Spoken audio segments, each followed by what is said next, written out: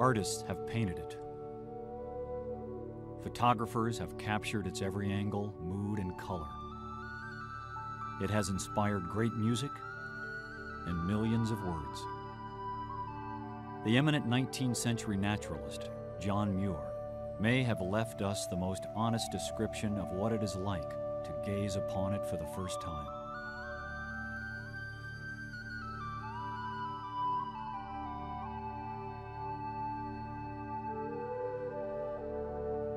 No matter how far you have wandered hitherto, or how many famous gorges and valleys you have seen, this one, the Grand Canyon of the Colorado, will seem as novel to you, as unearthly, as if you had found it after death on some other star.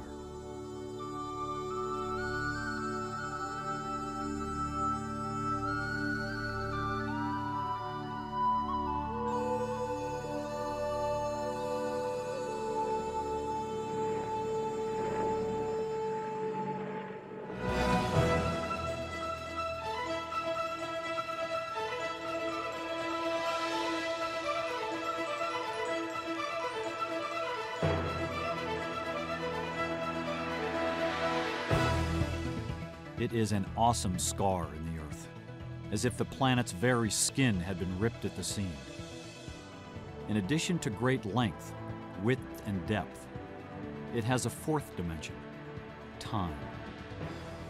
No other natural wonder on Earth displays the realities of eternity as clearly as the Grand Canyon.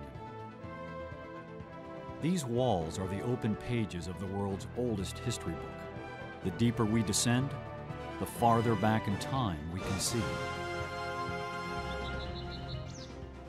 Now, imagine if we could ride the wind, wing to wing with the canyon's most visible resident, the raven, defying gravity to explore places in this magnificent landscape that have never, and will never, display the footsteps of man.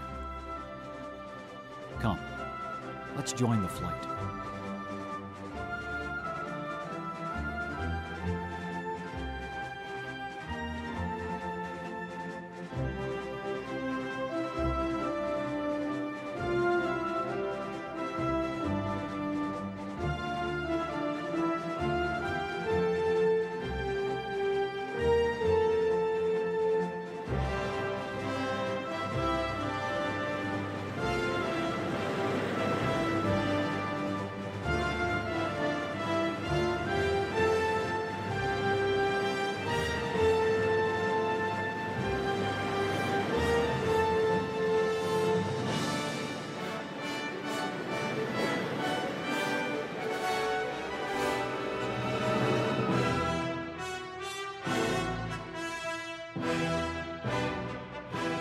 Riding thermals as old as the hills, we are staggered by nature's most awesome expression of creative power. As far as the eye can see, achingly tall spires, daunting precipices, chiseled formations of stunning color. Unique and beautiful beyond imagination, each dwarfs even the most majestic of man's architectural achievements. There are, in fact, other canyons in the world equal in scale. Some are deeper, some even wider. But there is no other canyon on Earth that looks the way this one does.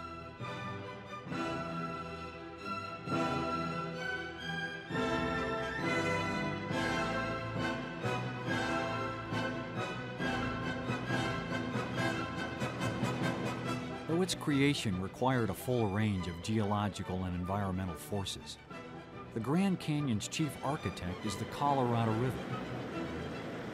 Bursting from its headwaters in Colorado's Rocky Mountain National Park, the river cuts a deep swath through the American Southwest to its ultimate destination in the Gulf of California. It is a circuitous journey approaching 1,500 miles. But the river's erosive power comes not from its length, but from its drop in elevation. It descends more than 10,000 feet from its source to the sea. A river slicing through solid rock? Stand on its banks and you will understand. Better still, try holding on for dear life as you ride the raging current.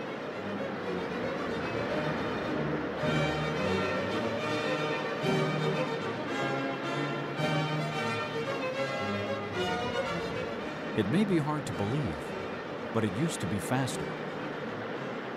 Several decades ago, the Colorado River was dammed to provide electrical power to the burgeoning cities of the Southwest.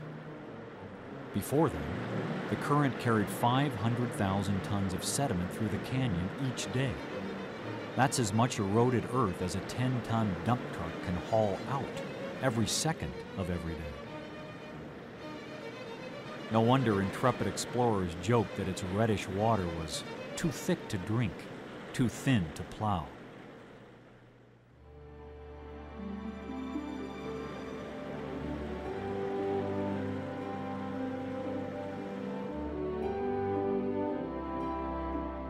The Colorado is not by any means the only river that has carved a course through the plateau.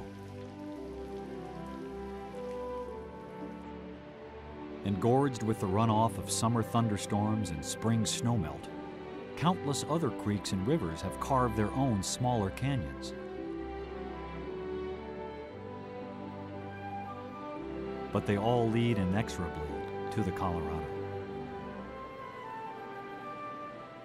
It is the merging of all these riverbeds, together with millions of years of wind and weather blasting away layer upon layer of limestone, sandstone, shale, and granite, that has created the vast natural wonder we call the Grand Canyon.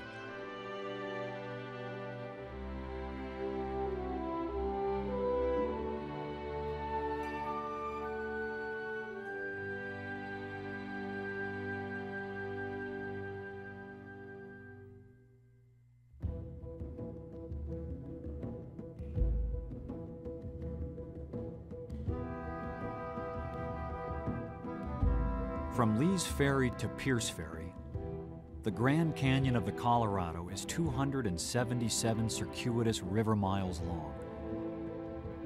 From rim to river level is often a vertical mile that simply takes your breath away. At its narrowest point, it resembles an incision in the earth only 600 feet across. At its widest, a chasm spanning 18 miles.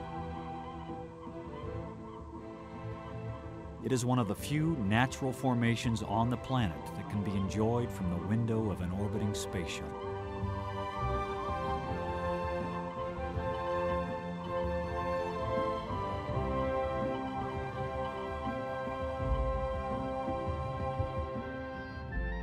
The buttes and towers that rise like exotic sculptures are evidence of monumental changes to the Earth's surface. Grinding collisions of the Earth's tectonic plates thrust the land up to form mountains. But time and again, they were chiseled back by the slow but insistent erosion of wind and water. More than once, this high desert plateau was alternately ocean floor and Sahara-like desert.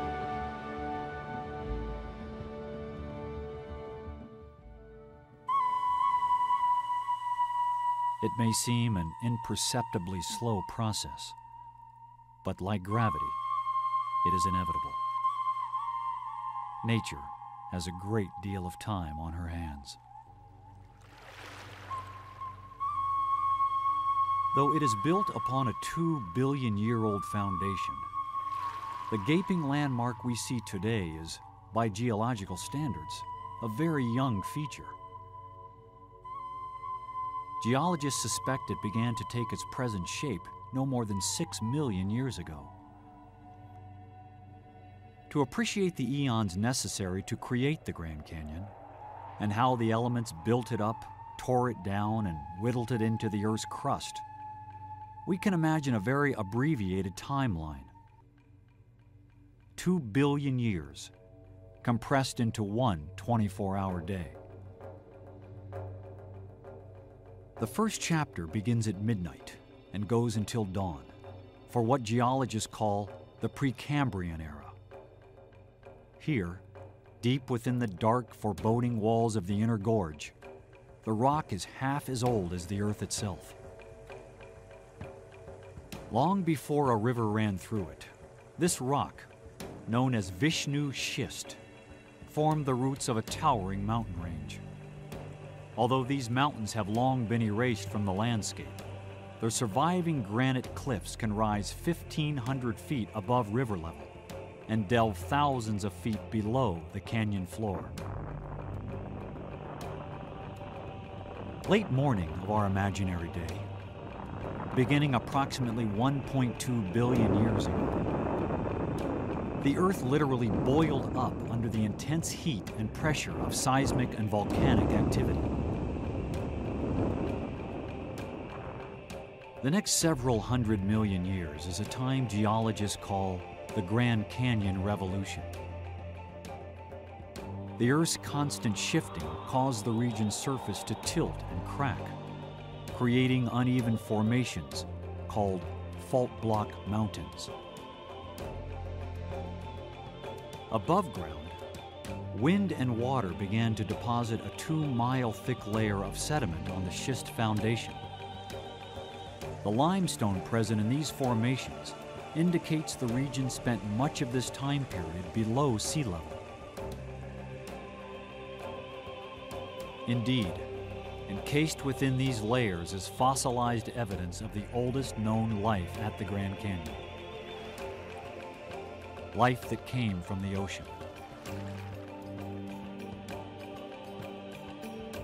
Despite all this violent earth building, by late afternoon of our abbreviated day, some 550 million years ago, erosion had once again filed these mountains back down to a plain.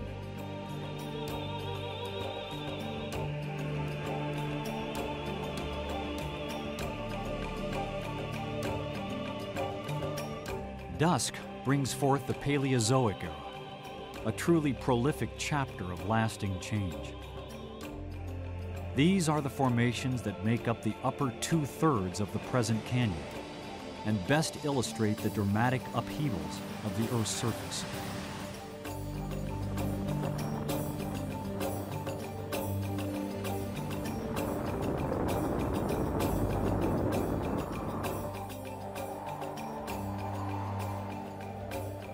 Incredible as it seems, though the canyon's north rim rises nearly 9,000 feet above sea level today, the top 300 feet of limestone could only have been created at the bottom of the sea. Preserved in these 230 million year old formations are the tracks of the Earth's first vertebrates, the slow, short-legged prehistoric ancestors of alligators, crocodiles, and of course, the canyon's occasional Gila monster.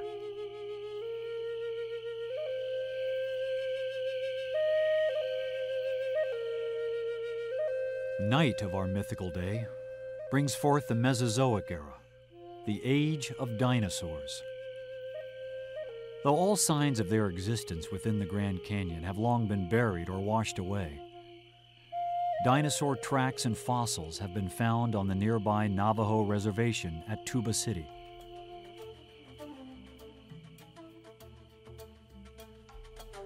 Frankly, the canyon has little to show for these 130 million years. Only isolated remnants remain of what was once a 4,000 to 8,000 foot layer of Mesozoic rock. Those formations that did survive, like Cedar Mountain in nearby Painted Desert, did so only because they were protected by lava domes incurred during the violent volcanic activity that would soon follow.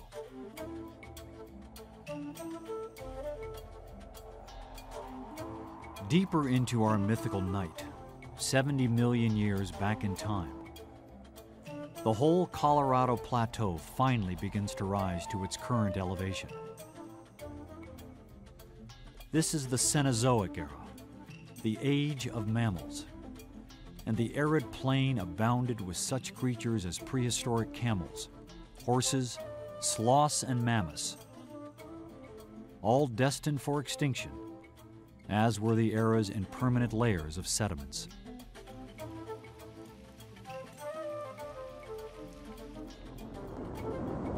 carving of the Grand Canyon as we know it today began no earlier than 6 million years ago, or, on our 24-hour clock, about 4 minutes to midnight. Thousands of feet of Mesozoic rock were chiseled from the landscape and washed away, a process that the elements and the Colorado River continue to this day. It wasn't until 1 million years ago, just 43 seconds before midnight of our imaginary day, with the canyon cut to within 50 feet of its current depth, that ancient man made his appearance on the earth at last. Earliest man, had they actually been here, would probably not have enjoyed the Grand Canyon. It was undergoing a massive volcanic eruption that deposited new lava-based formations and made great lakes out of the Colorado River. There are still huge chunks of lava in the riverbed.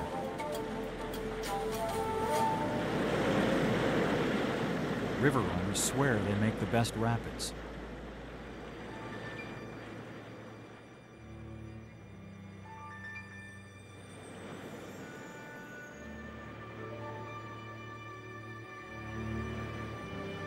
Only in the last 10,000 years do we come to man's recorded history. The last 2/5 of a second of our 2-billion-year-old day. As for the changes recorded in the Grand Canyon during this period, the story is far from over.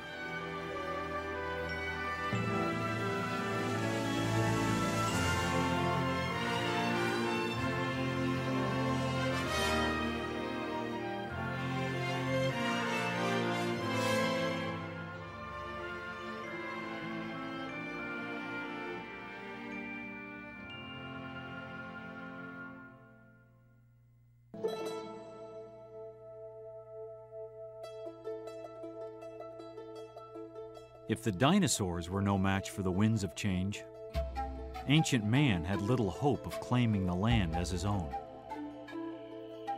Many came and went, but traces of their legacy do remain.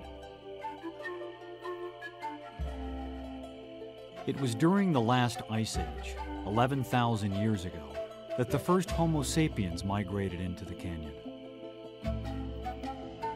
Paleolithic Indians, known as people of the Folsom culture, lived by following herds of game animals. Though proof of the animals of the period can still be found, little evidence remains to prove the existence of their hunters. By 2000 BC, humans of the Archaic culture entered the canyon in pursuit of game and wild plants. These prehistoric people left behind scant evidence of their residence. In addition to fire pits, split-twig figurines have been found in scattered, isolated caves. Their creators may have believed them to possess magical powers to bless the hunt.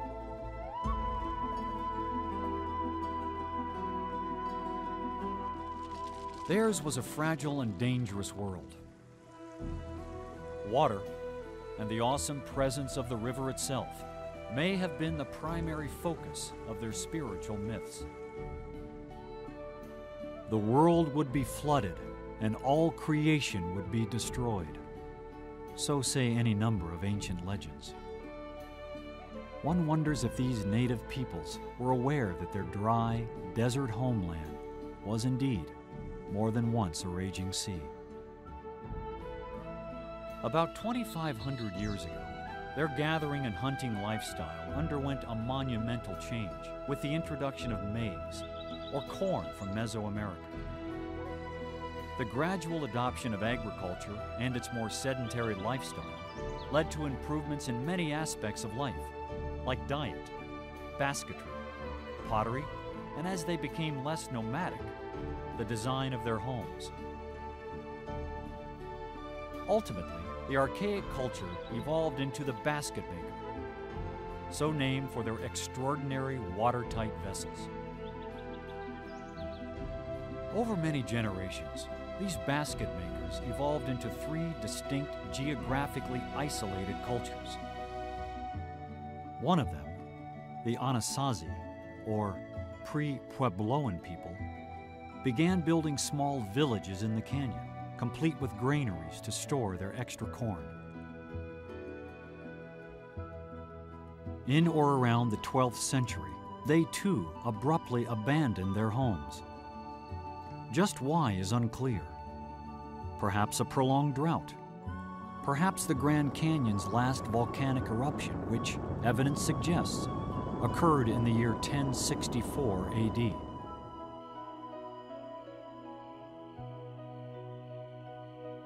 It was more than a century before the next residents arrived. These were the ancestors of the present-day Havasupai.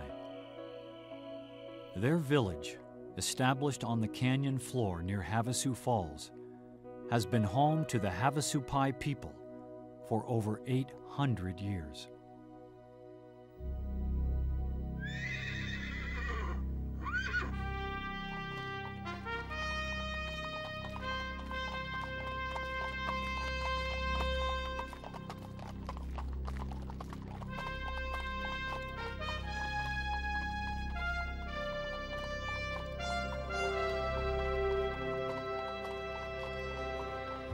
The first Europeans to gaze upon the canyon were the Spanish conquistadors.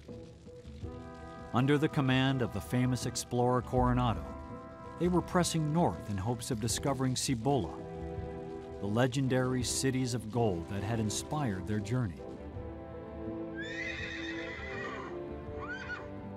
They were received in peace by the Hopi people, who told them of something more genuine, the Great River. Intrigued, Coronado sent a small scouting party with Hopi guides to the South Rim.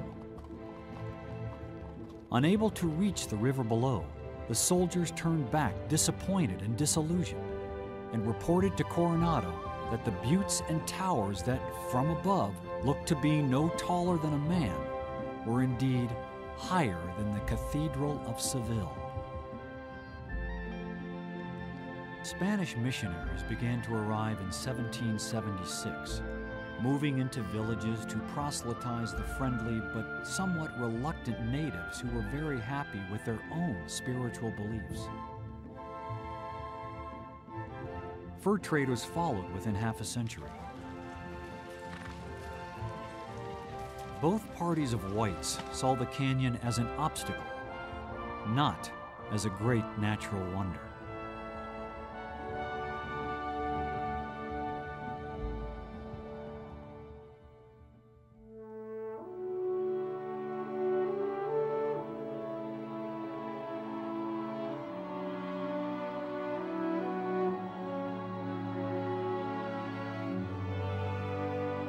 It would prove quite a match for American ingenuity as well.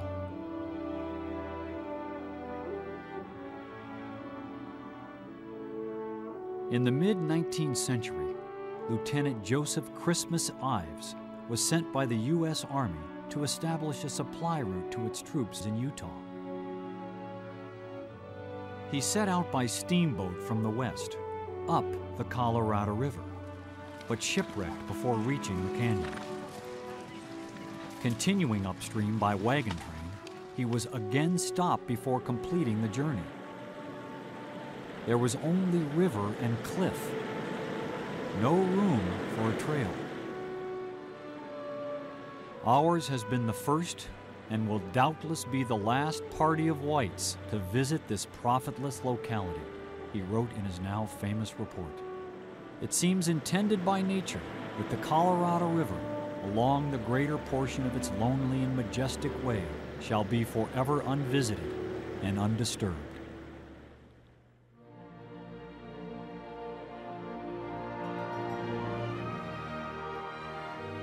"12 years later, this heartfelt but rather short-sighted prophecy was laid to rest.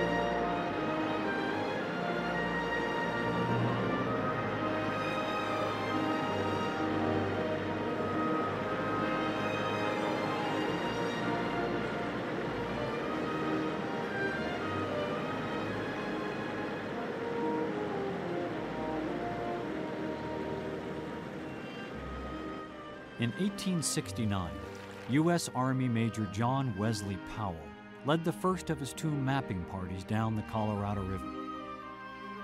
He had but one good arm, having lost the other during the Civil War's Battle of Shiloh. Then 39 and a self-taught scientist, Major Powell was the first non-native visitor to appreciate the magnificence before him. With a crew of 9 hardy men in 4 wooden boats, he put in at Green River, Utah, well north of its confluence with the Colorado. "We have an unknown distance to run, an unknown river to explore," he wrote in his journal. "What falls there are, we know not. What rocks beset the channel, we know not. What walls rise over the river, we know not."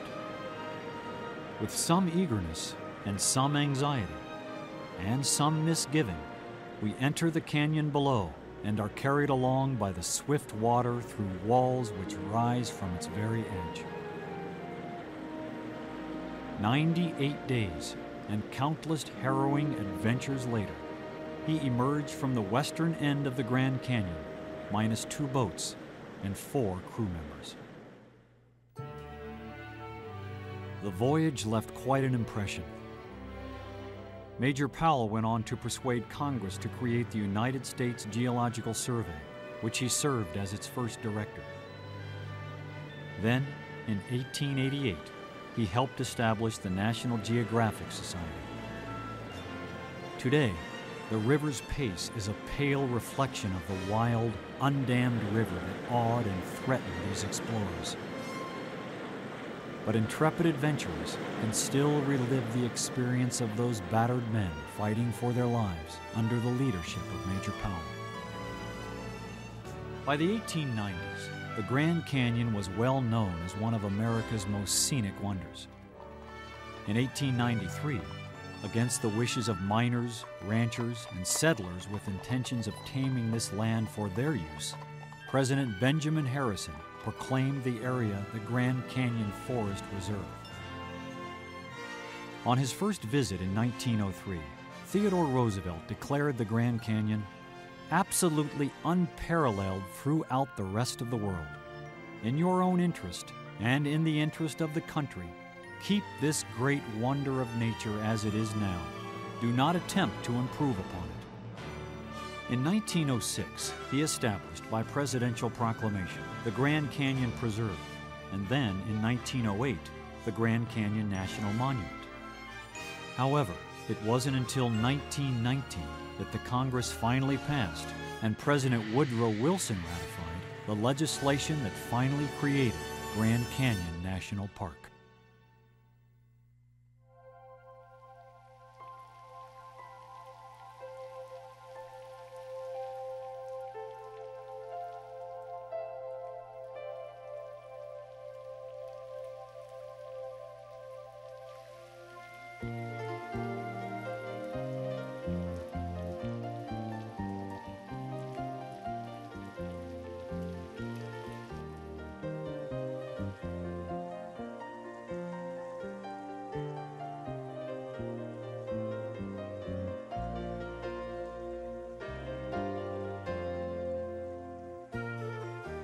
Nature's work may appear to be done with infinite laziness, but it never rests.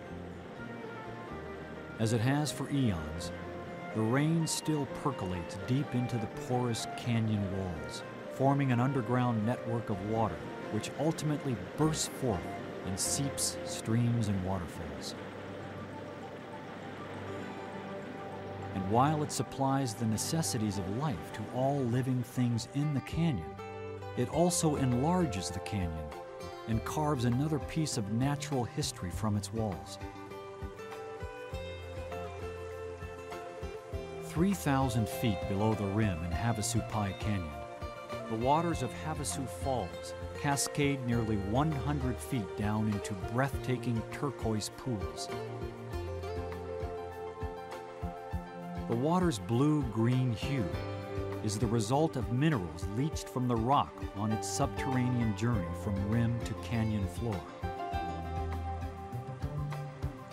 It has been a life source to the Havasupai people for nearly a millennium.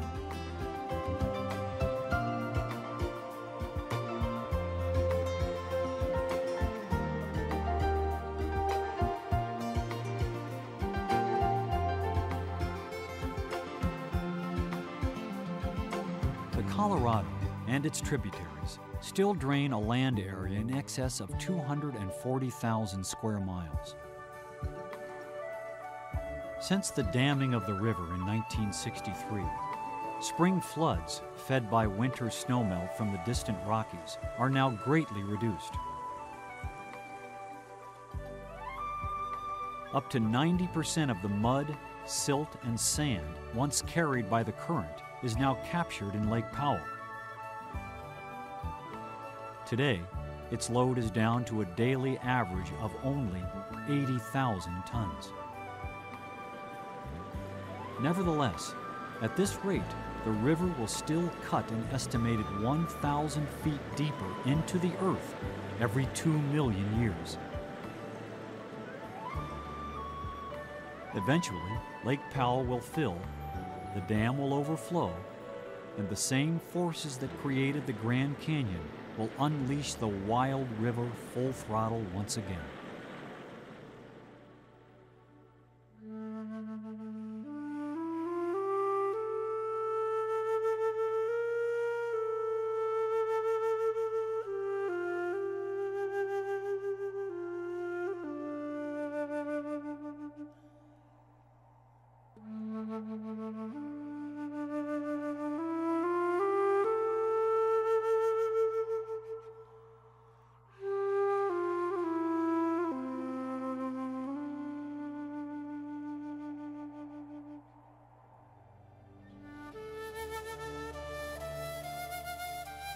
Approaching the canyon rim from north or south, there is no warning on the horizon. Suddenly, the earth drops away, nearly a mile straight down to the river.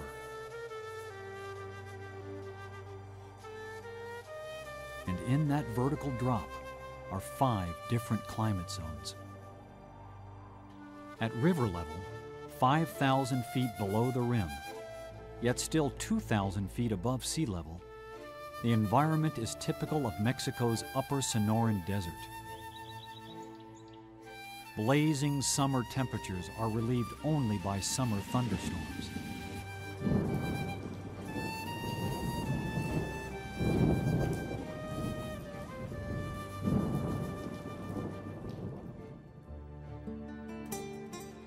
To live here, you must like it hot.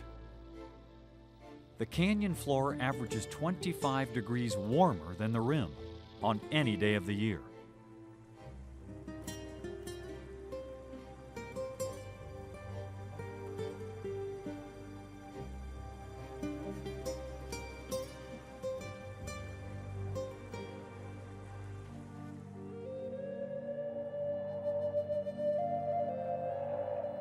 On the other end of the spectrum, at 7,000 feet above sea level on the south rim and 8,500 on the north, the canyon rims are typical of what geologists call respectively the transition and boreal zones.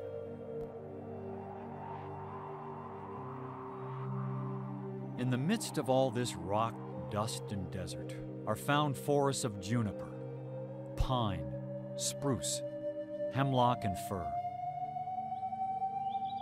The north rim is high enough to sport bountiful groves of aspen, whose leaves are among the most colorful flashes of autumn.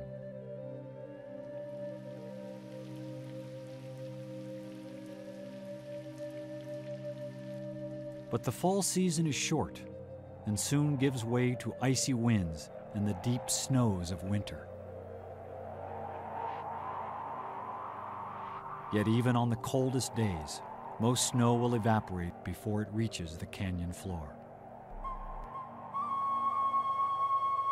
Whirling around and through the stone formations, the cold wind creates sounds as primal man must have heard them. Thunder reverberates through the canyon, bouncing from rim to rim. Captured in perpetuity, like the sound of the ocean in a seashell.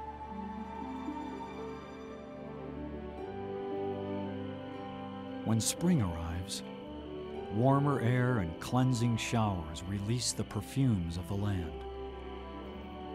The many layers of vegetation are revived, and the animals re-emerge or reawaken, each with its own secret for surviving another cycle of life.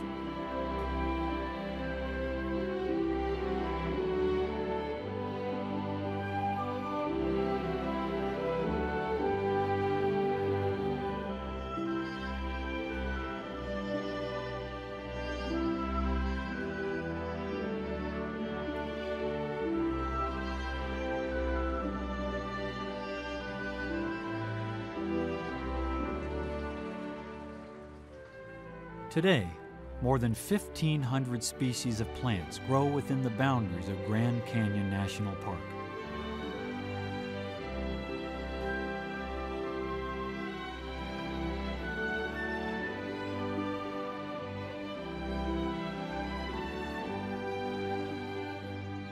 There are 88 different mammals, 287 types of birds, and 58 species of reptiles and amphibians. A few, like the pink rattlesnake, are so unique they can be found nowhere else on Earth.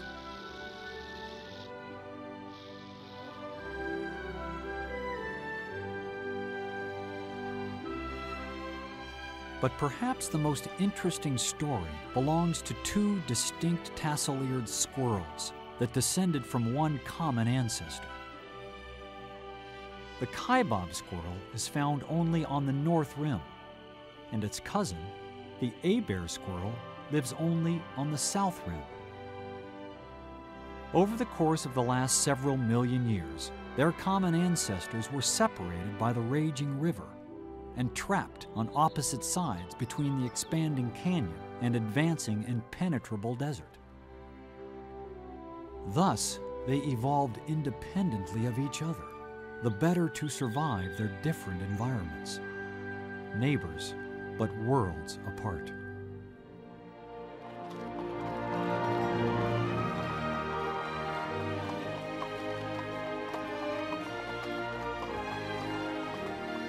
For thousands of millennia, change came to the canyon at its own natural pace. Then modern man showed up. Our entrance into the ecosystem of the Grand Canyon and the mistakes we made trying to tame our new environment have taught us valuable lessons about the balance of nature.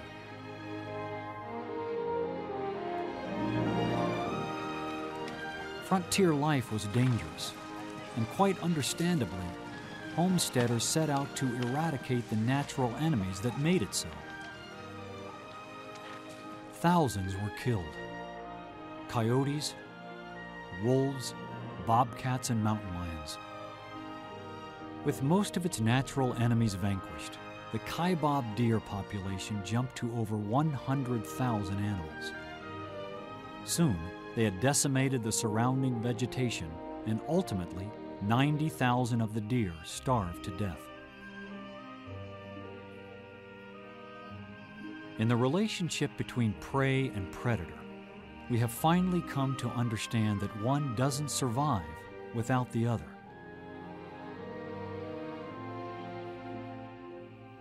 In the last 10 years, the banished predators have been allowed to re-enter the canyon, and the natural balance of this self-perpetuating ecosystem has all but returned.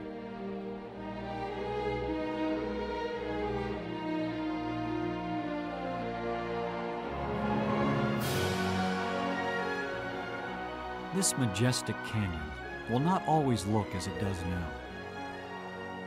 It will evolve and change many times over, while humankind may become just another blip on the fossil record for others to ponder.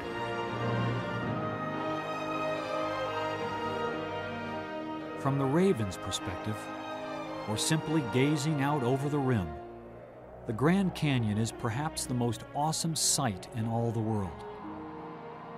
Such wonders place the entirety of man's earthly accomplishments in stark perspective.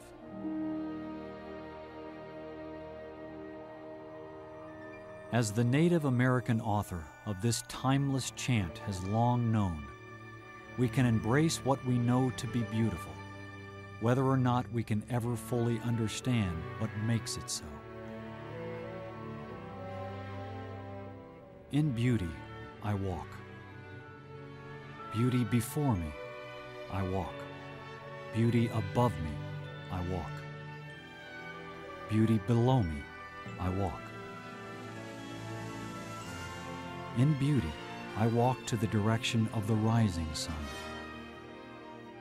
In beauty, I walk to the direction traveling with the sun. To the direction of the setting sun, in beauty, I walk. All around me, my land is beauty. In beauty, I walk.